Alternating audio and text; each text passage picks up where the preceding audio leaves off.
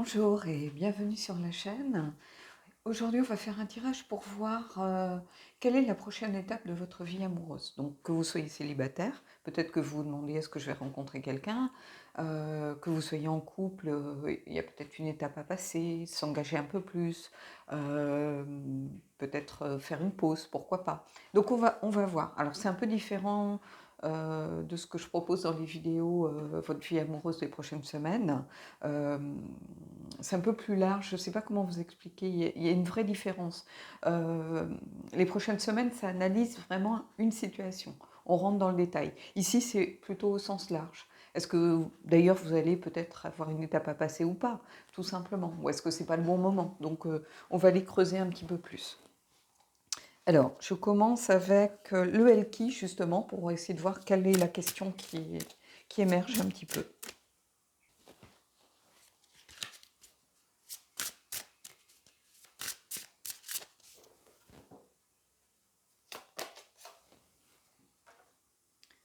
Celle qui devient Eterna, métamorphose, euh, voyage et transcende. Le fait de se transcender, d'évoluer pour le meilleur, de se transformer, de se dépasser ici.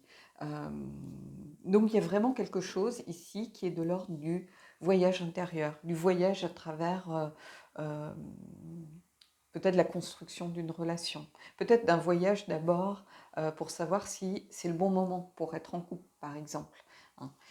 On va les creuser un petit peu plus avec le tarot, mais en tout cas, c'est très intéressant. Il y a cette idée d'évolution ici, en tout cas, qui est très présente, que je ressens très fortement. On va voir ce que le tarot nous dit. J'ai pris le Mystical Moments, parce que c'est un tarot bienveillant, très parlant, avec des scènes de vie. Donc, pour les gens qui regardent, qui ne connaissent pas forcément un petit peu le tarot, bah, ça peut leur parler d'une autre façon. Donc, c'est en ça que j'aime beaucoup ce tarot.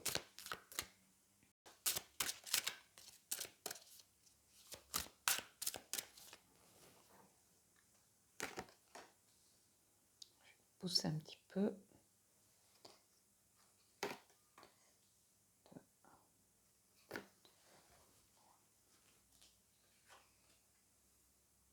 Le 5 d'épée. Ben, c'est en lien finalement avec cette carte d'Eterna, celle qui devient. Parce que le 5 d'épée, c'est souvent un conflit intérieur. C'est une dispute souvent avec soi-même. Euh,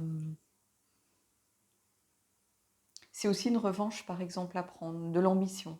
Mais il y a cette idée, ici, du 5 d'épée, où on a un passé. Et peut-être qu'on doit se battre contre ce passé. Vous voyez, on a cet homme avec cet emplacement du cœur qui a été malmené, hein, comme si le cœur avait été enlevé, un homme, un personnage avec des cicatrices, peut-être de la culpabilité. Donc, j'ai l'impression que ça va s'adresser à des gens qui, avant peut-être d'aller rentrer vraiment dans une relation, de s'engager vraiment, ont besoin de faire la paix avec une relation antérieure. Alors on retrouve toujours un peu ce genre de thème, hein, ce qui est logique, hein, de toute façon, la vie tourne autour des mêmes choses, hein, et l'amour aussi, hein, donc la rupture, l'abandon, l'engagement, la nouvelle relation, la sexualité, euh, les relations compliquées, donc voilà. Ici, il y a, je pense, une sorte de voyage à faire pour laisser la culpabilité derrière soi. Euh, on a le droit de ne plus aimer quelqu'un. On a le droit de partir. Euh, on ne doit pas culpabiliser pour ça parce que c'est pas un service à rendre à l'autre que de rester avec lui par pitié.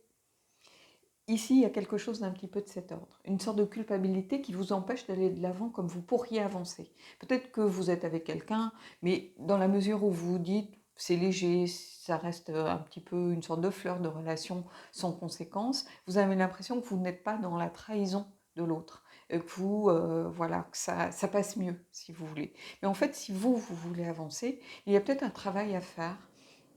Prendre conscience que vous n'avez pas à culpabiliser du mal que peut-être vous avez fait à l'autre. Donc il y a une vraie évolution ici à amorcer, pour pouvoir vous engager pleinement avec une nouvelle personne. Alors peut-être que vous êtes célibataire et vous êtes en période de transition, donc pourquoi pas. Peut-être que vous êtes en couple ou en pré-couple avec quelqu'un et vous avez beaucoup d'hésitation euh, ici. Je ressens quelque chose de cet ordre, un vrai conflit intérieur en se disant mais est-ce que j'ai le droit? Est-ce que je le mérite? Il y a aussi, c'est un petit peu pour moi cette idée ici, est-ce que je mérite cette belle rencontre que je viens de faire alors que peut-être que vous culpabilisez d'avoir laissé derrière vous quelqu'un qui vous aimait beaucoup, mais avec qui vous ne vous sentiez pas forcément en harmonie, en équilibre. Peut-être que vous aviez deux caractères très différents, peut-être que cette personne, finalement, il y avait une sorte de lassitude du quotidien qui est entrée en ligne de compte. Et cette personne ne s'y attendait pas, vous lui avez un petit peu enlevé le cœur, brisé le cœur.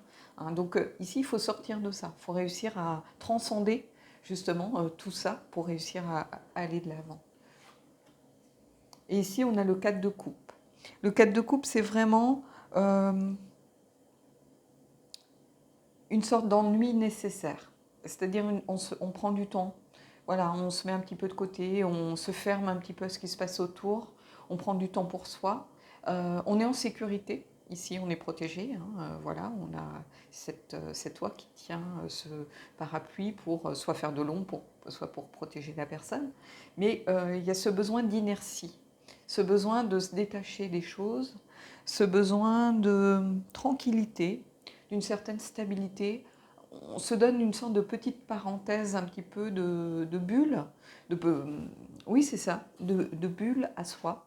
Alors ça peut être à travers la méditation, ça peut être simplement de se retirer un petit peu de la vie sociale. On se dit, voilà, ce week-end, je reste tranquille chez moi, je réfléchis, je déculpabilise aussi, j'essaye de faire ce petit travail sur moi. Donc ce conflit que l'on doit réussir à surmonter, ce conflit intérieur, ce voyage que l'on doit peut-être amorcer, on a besoin du temps. Donc on a besoin de cette période un petit peu d'ennui où on se coupe un peu des choses. Et ici, c'est ça. On est protégé de toute façon, parce que on est dans son propre choix. Rien ne nous est imposé. Mais c'est un mal nécessaire, c'est un temps nécessaire. Et ici, on a le cavalier de coupe. Vous voyez, le cavalier de coupe, ici, c'est quelqu'un qui... on a l'impression que ce cœur arraché, on le retrouve ici, mais en disant, voilà, j'ai peut-être pas fait les choses comme j'aurais dû les faire, mais maintenant, je suis prête à mettre mes sentiments, dévoiler mes sentiments. Peut-être qu'on n'a pas voulu dévoiler des sentiments ici, dans cette relation passée. Et l'autre s'est senti trahi, s'est senti en souffrance. Hein, puisque cette personne, peut-être qu'elle avait beaucoup d'attentes. Et ici, on se décide enfin à un petit peu prendre ses sentiments, prendre ses émotions à bras-le-corps. On prend son cœur, on le montre, et on montre les choses. Donc ce cavalier de coupe, ici, c'est marrant parce qu'ici, on a vraiment la réflexion avec les épées, et ici, on a vraiment le cœur qui prend le pas sur la réflexion.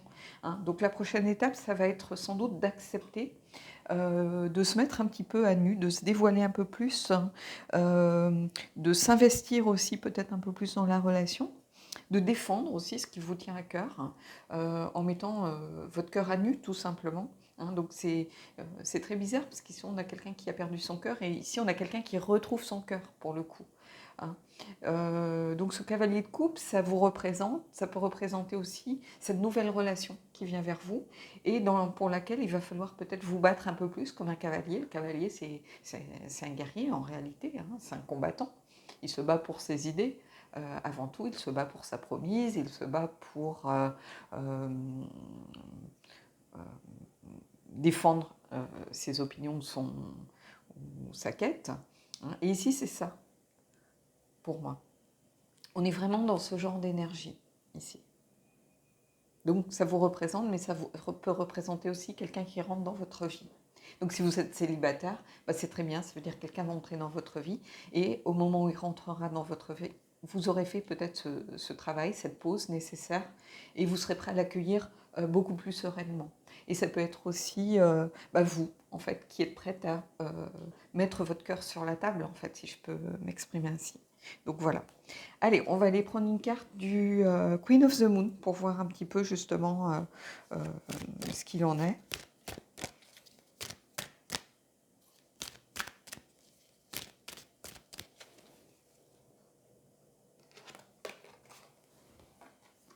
Et on a Beginnings, nouveau début. Donc j'ai l'impression qu'en tout cas, il y a quelque chose, quand on parlait d'étape à franchir, j'ai l'impression qu'ici, oui, il y a vraiment une étape à franchir. On quitte peut-être la tristesse, on quitte la culpabilité qui est matérialisée par le gris ici, cette zone grise, ces zones froides dans le brouillard, ce temps un peu d'hiver. Et on va vers quelque chose de beaucoup plus lumineux, de beaucoup plus ensoleillé, de beaucoup plus optimiste en réalité, avec beaucoup de potentiel. Hein. Il y a une porte à franchir, cette porte, on la retrouve ici aussi. On peut aussi voir, se donner peut-être une date en se disant bah, on va quitter l'hiver, donc ça risque peut-être d'arriver un petit peu plus au printemps ou juste quelques semaines avant le printemps, où on va se dire ouais, voilà, je suis prête, j'ai profité de cette saison hivernale, peut-être pour rester un peu plus chez moi, pour me détacher un peu des choses, pour réfléchir un peu plus. Et ici, on va un peu plus vers ce paysage beaucoup plus attirant en fait. Hein. Et ici, ça marque les nouveaux débuts. C'est la nouvelle lune, donc quelque chose qui commence la fin d'un cycle et le début d'un autre. Donc on quitte le gris pour la couleur, on quitte le froid pour le soleil, on quitte aussi peut-être le brouillard, l'incertitude, pour quelque chose où on voit les choses. On a une vision du futur, on a une vision de l'avenir que l'on attend et que l'on souhaite. Donc ici, c'est vraiment un beau tirage. Hein. Et on a celle qui devient avec cette idée d'évolution, hein, de voilà, on termine un cycle pour entamer quelque chose. On a beaucoup retrouvé ces énergies de transition dernièrement. Ici, on retrouve aussi un petit peu la transition avec ce cadre de coupe.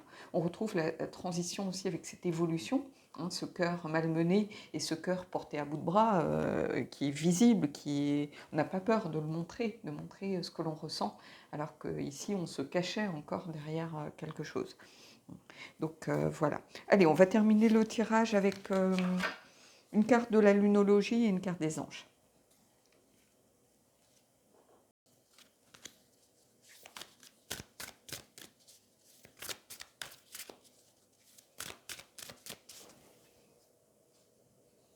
Je la pose là. Et une carte des anges.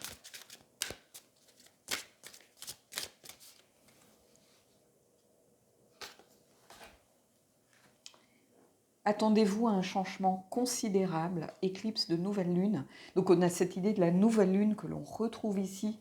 Et là, avec cette éclipse, je pense qu'il va y avoir une prise de conscience, quelque chose qui arrive de façon un petit peu drastique, irrémédiable, des changements que vous n'allez pas pouvoir bloquer en fait. Hein. Le changement, oui, ça fait peur, on va vers l'inconnu, mais ici, vous ne pourrez pas aller contre. Hein. Ça va être une étape nécessaire. Donc quand on parle d'étape quand je parlais d'étape dans l'intitulé, bah oui, ça va être une étape nécessaire pour pouvoir continuer à avancer et pouvoir peut-être vous engager un peu plus dans quelque chose de nouveau. Et ici, qu'est-ce qu'on a? Vous voyez, on a séparation. Un certain temps loin de votre partenaire se profile à l'horizon. Et ici, séparation, bah, ça marque surtout cette étape précédente où vous avez dû peut-être rompre. Hein, quand je vous disais qu'il y avait une certaine culpabilité, j'ai l'impression que c'est vous qui avez initié cette rupture. Hein, vous êtes en phase peut-être de transition. Souvent, je ne tiens pas forcément compte ici de cette petite phrase. Alors, bien sûr, quelquefois, elle est juste, elle sera peut-être juste pour certains de vous. Vous souhaitez peut-être, avant de vous engager un peu plus avec les personnes, faire une pause. Vous avez besoin de réflexion, vous avez besoin de prendre du temps pour vous. Mais je prends souvent beaucoup plus en compte le mot ici qui est indiqué. Et ici, cette séparation, bah, c'était un mal nécessaire pour moi. Euh, Oui, c'est ça. Vous avez besoin d'évoluer, vous avez besoin de vous transcender, vous avez besoin de surmonter tout ça pour pouvoir vraiment changer, évoluer. Et comme je vous le disais, on a le droit de ne plus aimer quelqu'un. c'est dans l'ordre des choses. Ça ne veut pas dire que vous n'avez pas de l'affection pour la personne, ça ne veut pas dire que vous ne gardez pas de la tendresse pour la personne, mais vous n'êtes plus amoureux ou amoureuse de la personne. Et attendez-vous à un changement considérable. Bah, je pense que ça va peut-être être cette prise de conscience. Alors ici, ce que je vois aussi peut-être pour certains, c'est certains qui ont décidé de faire une pause, tout simplement, de se mettre voilà, un petit peu en stand-by, de prendre de la distance par rapport à la relation du moment. Et finalement, vous allez vous apercevoir que cette pause, elle va devenir finalement durable. Hein, ça va être une vraie séparation au bout. C'est-à-dire, attendez-vous à un changement considérable. Ben oui, bien sûr qu'il y a de la culpabilité, mais vous n'avez pas en fait à culpabiliser. Bien sûr que ça crée du chagrin, même pour vous, hein, même quand c'est la personne qui initie la rupture ou la séparation, bah, ça ne veut pas dire que cette personne ne souffre pas. Euh, mais quelquefois, on est lucide par rapport à une relation, par rapport à un couple, on sait que ça ne fonctionnera pas et ça ne sert à rien quelquefois de vouloir peut-être persister. Ça, on le sait au fond de son cœur. Hein. Quelquefois, je dis, mais maintenant, on est dans une génération zapping à la première difficulté. Mais en fait, il y a des séparations qui sont dues juste à la fierté, à l'ego. Parce que personne n'arrive à faire le premier pas vers l'autre, alors que ce sont deux personnes qui auraient très bien pu vivre quelque chose de beau. Ici, c'est quand on sait au fond de son cœur que c'est pas la bonne personne, qu'on s'est trompé, que finalement on commence à avoir ces sentiments un peu moins présents. On n'a plus le cœur qui bat, on n'a plus les papillons dans le ventre quand voilà, ça se transforme un petit peu, une sorte d'amitié, relation plutôt amicale qui va vers la tendresse, mais où il y a un peu moins d'amour. Et ici, on est un petit peu dans cette zone un petit peu floue, comme ça. En tout cas, il y a quelque chose qui s'annonce de positif. Hein. On voit cette porte franchie avec vraiment quelque chose de lumineux ici, d'ensoleillé, de printanier, où on a envie d'aller dans ce paysage. Et ici, on vous dit, attendez-vous à un changement considérable. Donc, ce changement, vous n'allez pas pouvoir aller nager à contre-courant. Hein. Vous allez être obligé voilà, de lâcher prise, de suivre le courant, de vous laisser porter par un petit peu les événements et ce que vous ressentez et toutes ces émotions qui émergent justement dans cette relation. Donc voilà. Bon bah écoutez, j'espère que ce tirage vous aura plu. C'est un beau tirage ici, je trouve. Beaucoup de choses. Hein. Prenez ce qui résonne pour vous. Alors peut-être que c'est vous, peut-être que c'est l'autre. En tout cas, il y a plein de choses à en retirer. Hein. Peut-être qu'il y a deux cartes seulement qui vont vous parler. Ben, peu importe, c'est déjà deux cartes qui vont vous aider à franchir cette nouvelle étape, hein, qui vont être un petit caillou justement dans cet obstacle à franchir sur cette route. Hein. Donc bien sûr, il faudra encore peut-être un peu plus de travail peut-être sur vous-même ou voilà ou de remise en question, pourquoi pas, voilà. Mais même deux cartes, ça peut faire partie de justement cette période où on travaille un peu sur soi. Hein. Donc prenez ce qui résonne et puis moi je vous dis à bientôt pour un prochain tirage.